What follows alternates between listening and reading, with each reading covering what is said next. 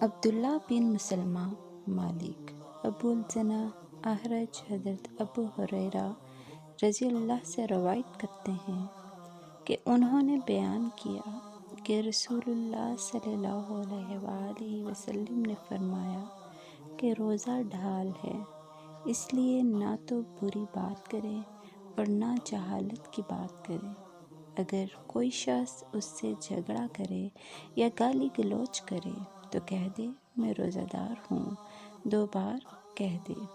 قسم ہے اس ذات کی جس کے قبضے میں میری جان ہے کہ روزہ دار کے منہ کی بو اللہ کے نزدیک مشک کی خوشبو سے بہتر ہے۔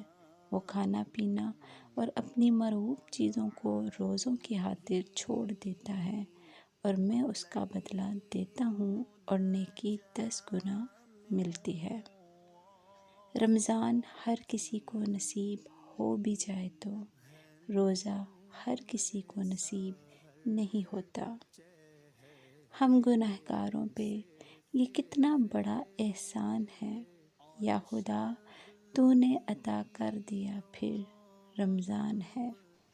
رسول اکرم صلی اللہ علیہ وآلہ وسلم نے فرمایا، روزہ دار کو 2 خوشیاں حاصل ہوتی ہیں، ایک اس وقت جب وہ افطار کرتا ہے تو خوشی محسوس کرتا ہے، اور دوسرے جب وہ اپنے رب سے ملاقات کرے گا تو روزے کا ثواب دیکھ کر خوش ہو جائے گا۔